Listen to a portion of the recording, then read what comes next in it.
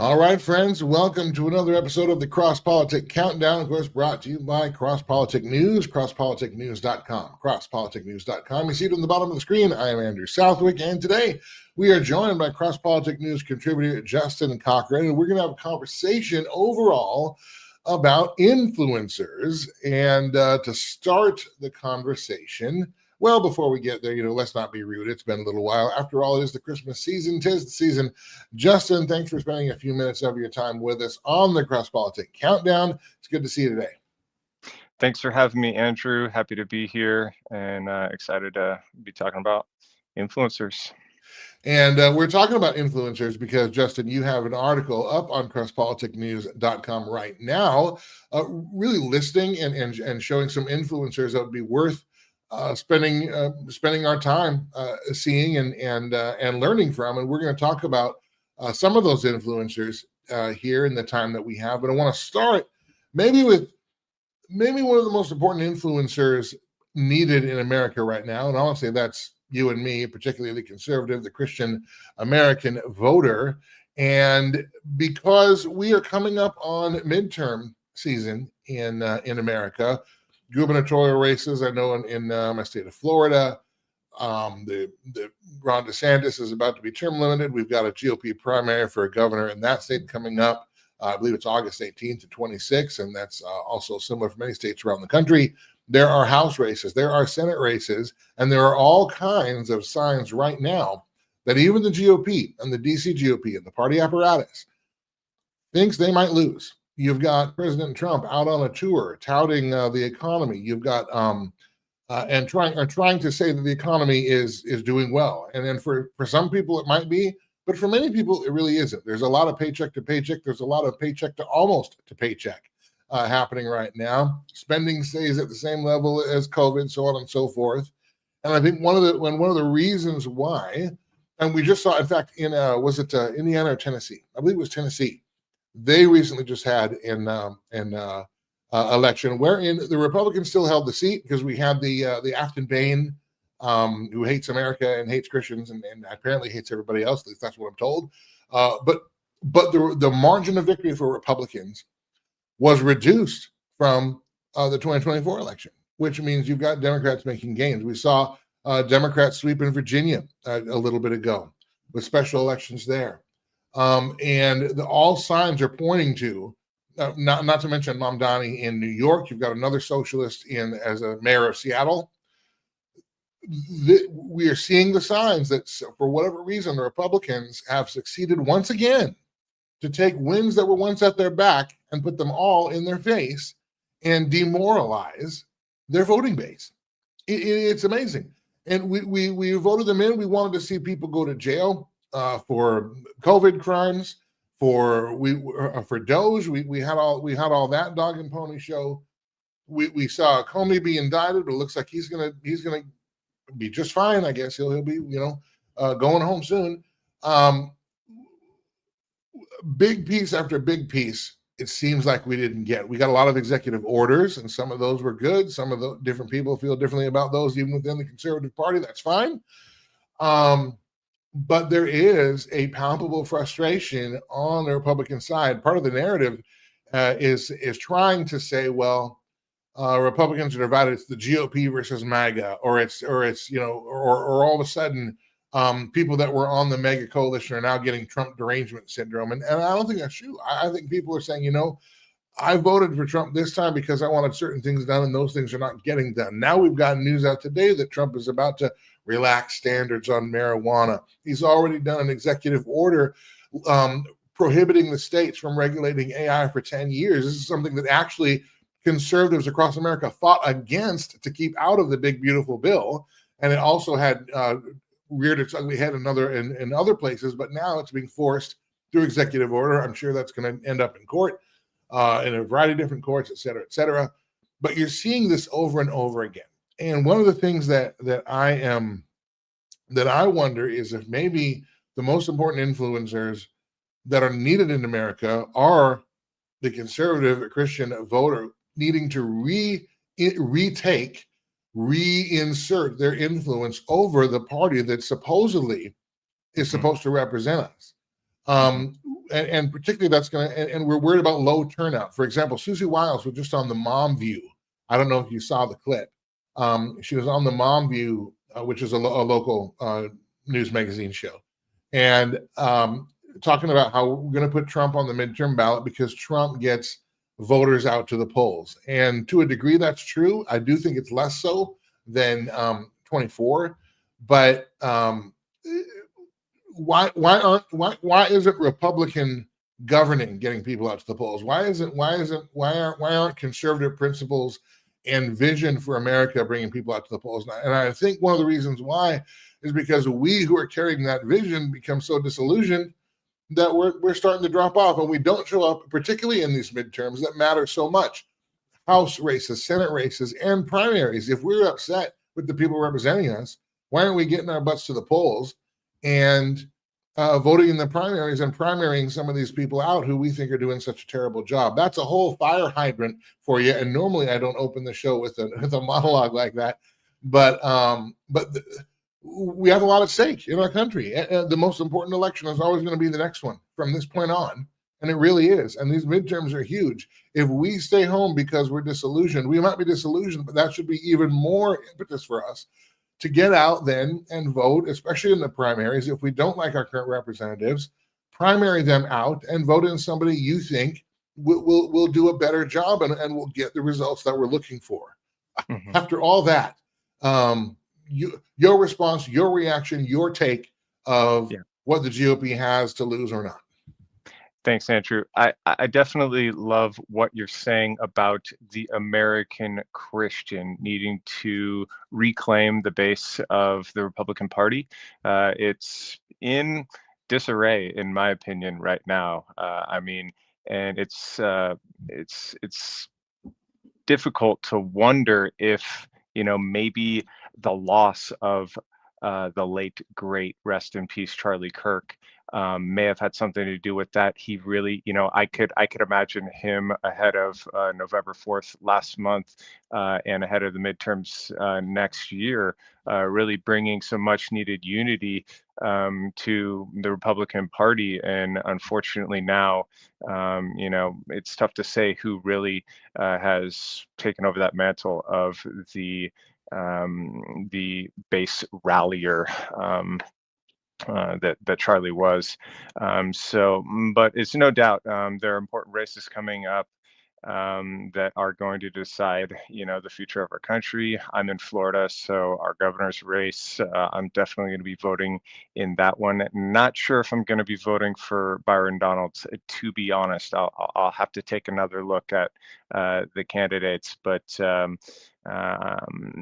last month when I was on with you live, I was a little bit too optimistic. In fact, far too optimistic with my predictions on November 4th. I, was predicting a Republican sweep across the board, and I was 100% wrong. We got killed, basically lost every important, race and issue. So, if I had to be honest right now and I had to put my money on Polymarket or something, I don't bet, but if I had to, I would just straight up black pill on the election for next year. And, I think we're probably going to lose. The Democrats are going to win and Trump will get nothing done, if not him getting impeached shortly after that. He'll be impeached over and over again. I mean, we know that's coming. Now, I've heard from a little birdie, and I'm only going to say it's a little birdie, that there are a couple that yes, they're apparently maybe some Republicans who are trying to sabotage Trump for a couple of reasons. One, some just don't like him. They don't like to take over the party and all that. But two, some are concerned with the amount of power being concentrated in the executive branch. And so they're, and now again, this is from a little birdie who's heard it from some sources. I'm going to pretend this is speculation for now. But honestly, if we learn tomorrow that was true, would we be surprised? Probably not. Indiana, Republicans voted with Democrats not to redistrict, which would have helped Republicans gain seats. That basically gives 2 more seats to the House. Now, I'm not really for redistricting at all because I think it's just legalize, vote tampering, but or rigging. That's my term, not that's not in a report. That's what I think, but nonetheless, that's part of it. But if I want to show you this too, well, I've got this on the screen. Let me see if I can bring this up. This is from X Beard Vet. Number of bills passed by Congress. Now, we got to be careful. It's not necessarily the amount of bills passed that makes a Congress effective. In fact, a lot of times they pass way too many and they're still not effective. But if you look, this goes back to Bush 41, and he certainly had the most bills in the late 80s, early 90s. Clinton, Obama, Bush. Trump had 96 in 2017. Otto Penn Biden, 122. But this year, only 5. I mean, and they're not even bills really that the voting base wanted. Yes, tax cuts and things, and preserving tax cuts was in the big beautiful bill, but so was COVID spending. The government shutdown that we had was all over the Obamacare subsidies, and then right after that, Republicans put forth a bill to extend the Obamacare subsidies, which just lost earlier this week. But they've already indicated they're going to cave on that. So, I mean, what was all this for? What is any of this for? And I do think it's because we as conservatives, and particularly we as Christians, we've abdicated a lot of the influence we could have in culture because we've been told, well, whatever, Jesus is offensive, or keep your faith in your pews, in your buildings, or whatever. They told us to get out of the schools and we left. They told us to get out of the courts and we left. They told us to get out of the public square and we left. And look what's happened. And this is not about forcing everybody to become a Christian, but the influence that we do have makes communities better. This is true. Even famed atheist Richard Dawkins calls himself a cultural Christian and admits that the cultural influence of Christians in society makes society better. Yet because our culture says that we're too offensive, we've tried to water down Jesus and water down our message, and then in an effort to quote unquote win a hearing so they might hear us tell them about Jesus, we keep shutting up and moving further and further away and removing ourselves from culture.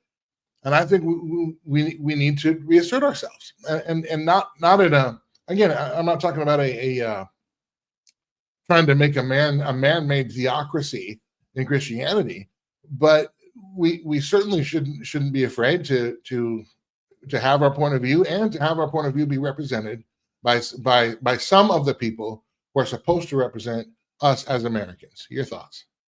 Yeah, I couldn't agree more. Christians definitely need to come in strong next year with local legislation rallying at the state level. If we can't get things done federally, our priority should be state to state, passing laws that are going to improve our communities and that are going to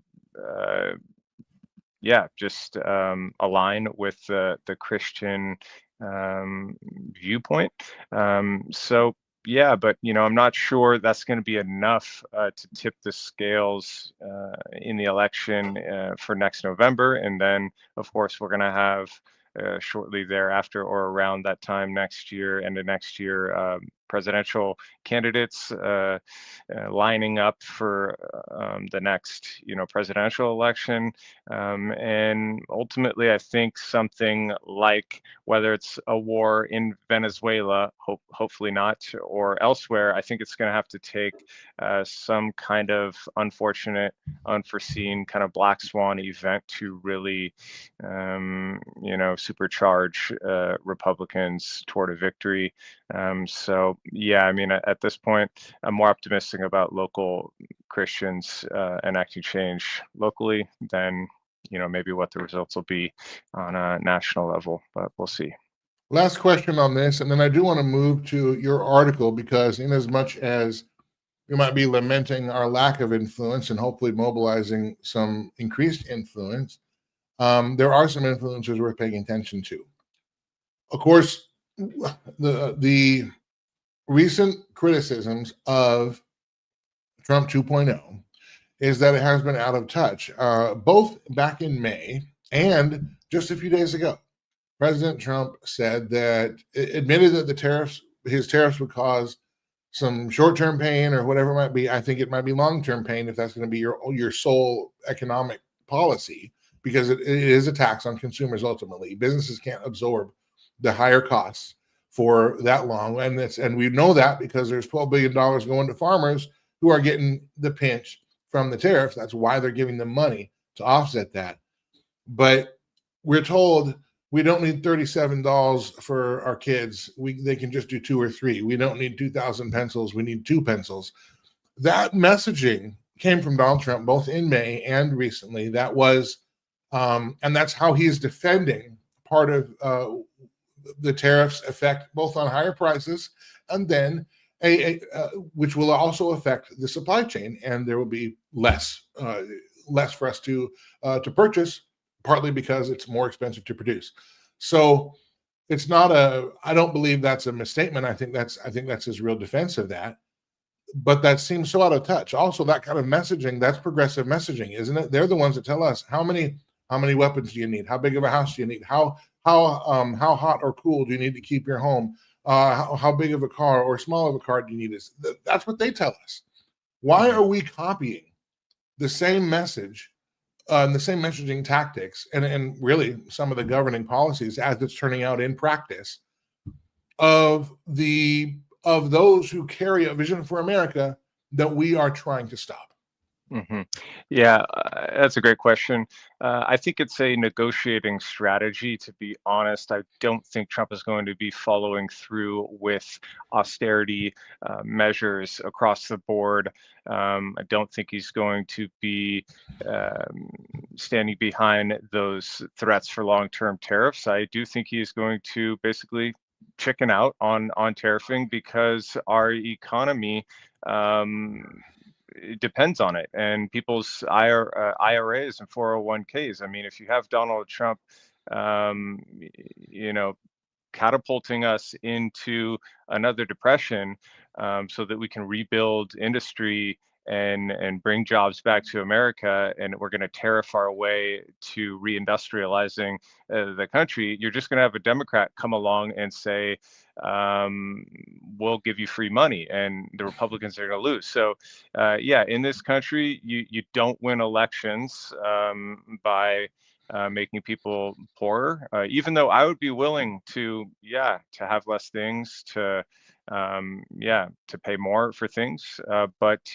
that's not going to win elections. So I think we're going to see the money printers get turned on, and they're going to print their way to the victory they're hoping for.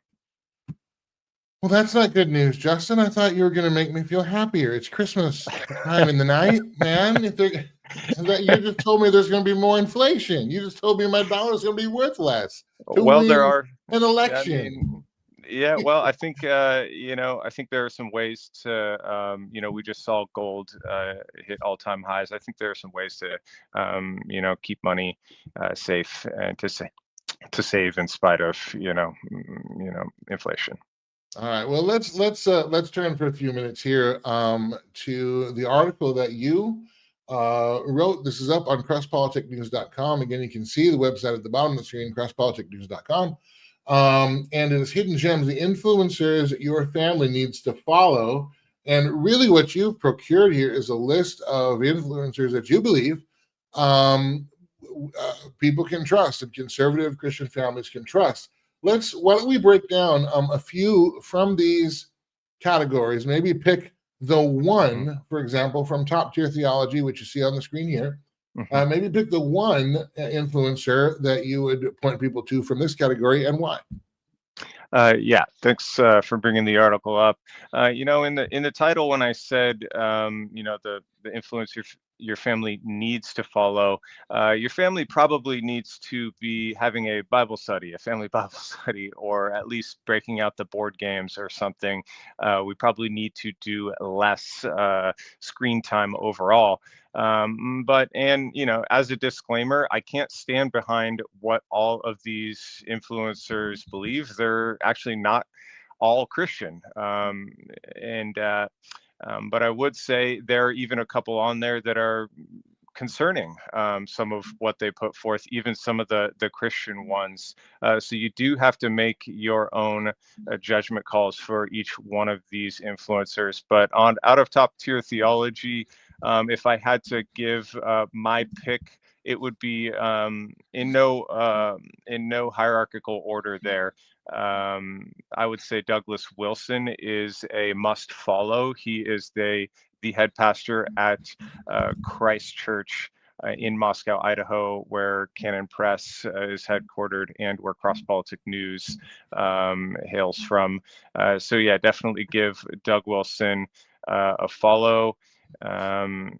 Stephen Wolfe wrote The Case for Christian Nationalism.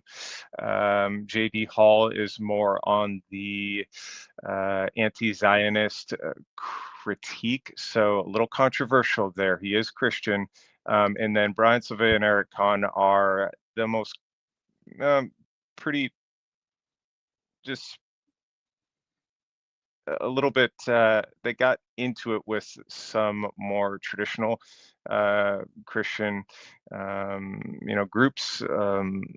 And yeah, so they're kind of on the outs with some of the mainstream for some variety of reasons. So watch out for those two. Well, let's move down to next politics that pack a punch, and also maybe before you pick out one or two influencers from this group, what do you look for? Like, what is your criteria to determine a safe influencer, a quality influencer from nonsense? And I realize different people have different criteria, but what are yours to where, yes, you would fully recommend them? And let's say they are believers, and that we can at least affirm their general theology in that they fall within Christian orthodoxy, whether or not every point of doctrine is exactly the same. But what are you looking for, and how can people tell? Because with all the AI slop, there's really influencer slop too. I think that using your intuition, your God given gut instinct is one of the best ways to be able to tell. So it's not an exact science. I would stay away, if you're on X, I would stay away from the For You feed. You're going to see things dropped in there that we have no idea how or why they get there.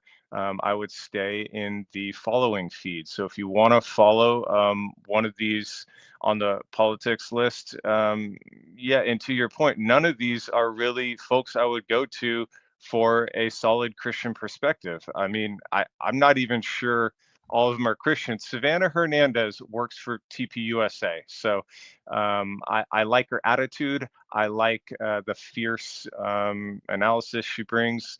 And she's a TPUSA contributor. So if that makes you feel good, TPUSA, then, Savannah Hernandez. The others, are Alex Stein's more of a comedian. James O'Keefe is more of a hidden camera investigator. Owen Schroyer and Drew Hernandez are former InfoWars contributors. So just people, that I am aware of, and that if you're looking for some alternative, perspectives, then, these are some ideas.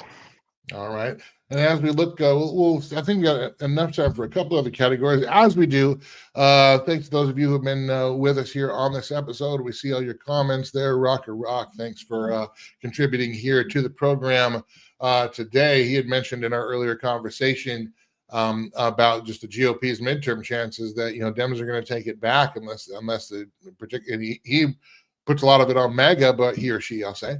But that is true. Unless we're careful, unless we exert our influence back, we're going to give it right back. Agents of conspiracy. Now, obviously, conspiracy theory, and particularly in the age right now we have, or in the moment of Candace Owens and conspiracy theories, boy, do they sell. You mentioned buckle up, Grandma, because the status quo is going bye-bye. These accounts will snap you out of the matrix faster than you can say red pill. Let's for this one, because I want to get to at least two, this one, at least one more. Pick one. Tell us why we should check it out. Yeah, that's really tough. I would Not say, because you agree, but it yeah, might be worth being aware okay. of. Okay, I would say Ian Carroll is worth being aware of. He's controversial. I believe he is Christian, but if I had to pick one, the Misfit Patriot is intriguing to me. Not because I agree with him on everything, but he's kind of the anti-conspiracy guy in the sense that he thinks most of the time, a lot of the guys on this list, for example, think it's this conspiracy that Israel is behind everything. Ian Carroll, for example, whereas you have the Misfit Patriot who thinks Tucker Carlson is paid off by Qatar and that the Muslims are behind everything. So, I mean, there's a ditch on either side of the road. And so, the Misfit Patriot is an example of a guy who is conspiracy level theorizing in a different way than most of what you see. All right, last thing I'm gonna give you your not really dealer's choice, but player's choice here. We've got a Tales from the Crypto, long form fire for real, status quo, don't you know, and then blank. Which category you want me to focus on? You can highlight one of these. All right, let's go down to status quo. Status quo. All right. Yeah, these are the ones that you want to have on hand when it's family game night, and try not to bring up Candace Owens until after a few more rounds of Uno. But yeah, so these are examples of if you don't like conspiracies, if you don't really even like Donald Trump, and you would have rather had you long for the Mitt Romney era of Republicanism. These are the guys for you.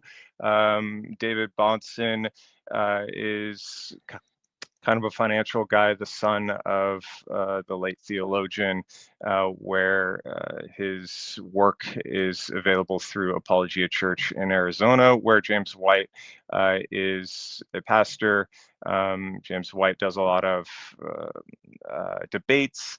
And then you've got Brian Hollyhand, which is is it Hollyhand? Yeah, Brylan Mhm. Hollyhand, who's the next wannabe Charlie Kirk. He loves Israel. If you love Israel, I love Israel, but maybe not as much as Brylan. He really takes it to the next level. And then you've got guys like J.D. Greer, who's the president of the biggest denomination in America, so SBC, and Neil Shenvi, his wingman, who will give you all that third way Tim Keller Kellerianism that you crave. So yeah, for the status quo, there you go. And then last but not blank, Jay Dyer is a bit of an anomaly. So check him out. All right. We are just about out of time here. Justin, thank you for being back with us. I look forward to more conversations with you. Before we go, and now Crosspolitic News, as you mentioned, are out of the Northwest. I'm originally from Seattle, spent my first, I won't say how many years there, but several, a great many, many a moon there. And so, I bleed blue. In fact, me and Justin Chartrey, who's the managing editor of Crosspolitic. We even did one of our Crosspolitic countdowns just on the Seattle Mariners and their playoffs when they were almost at the divisional round. And of course, this weekend, sporting news. The Seattle Seahawks play the Indianapolis Colts, and that what looked to be like a very exciting game on the calendar, and it still could be, because the Colts all of a sudden were 7-1, 8-2, something like that. They make a trade for Sauce Gardner from the Jets, giving up 2 first-round picks.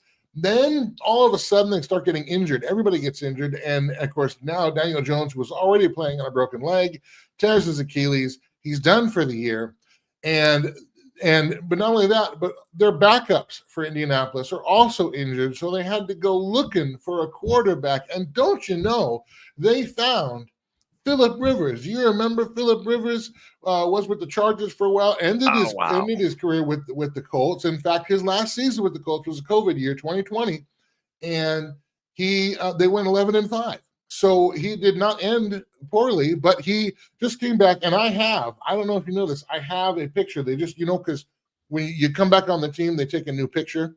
And so here is Philip Rivers, his new team photo. Oh, let me bring this up here for a second. Hold on, I got to take that off. Let me get that back on here. There you go. Phillip Rivers, he is going to be likely could start for the Indianapolis Colts this weekend. As a Seahawks fan, this is going to be must-watch TV. Yeah. And I'm looking forward to that because no matter what happens, it's going to be entertaining. Now, of course, I want the Seahawks to win because I care truly, madly, deeply. But nonetheless, I wanted to make sure to bring this breaking news. Phillip Rivers at Seattle, Sunday, 4:25. Well, check your local listings. Hopefully the auto pen is not going to be calling plays on Sunday. That would be very bad. That but, would be awesome. Story. When I actually turned 18, I moved from Northern California to San Diego, and I worked and lived right outside of Qualcomm Stadium. I was a huge Chargers fan back when Phillip Rivers was slinging the pigskin out to LaDainian Tomlinson and some other great players. So I actually Antonio wouldn't count Gates. out. Yeah. That's right. I wouldn't count out the Colts to make a run here with Phillip Rivers. Best of luck to your Seahawks. It's going to be a good matchup. Indeed. Okay. For Justin Cochran, I'm Andrew Southwick. Of course, this has been the Crosspolitic Countdown. Remember, check out Crosspolitic News. Crosspolitic News is all spelled out. Crosspoliticnews.com. You see that at the bottom of the screen for his article on influencers and really all the news and notes that you need to know. They're all there in Crosspolitic News. Thank you for being with us on this episode. We will, I think, what is this week? Next week. Is Christmas next week or 2 weeks? We'll be back next week, noon Eastern, 9 Pacific, right here on all of our social media pages. So thank you for being with us on this episode. Until next time, so long. Bye, guys. Thanks, Andrew. See ya.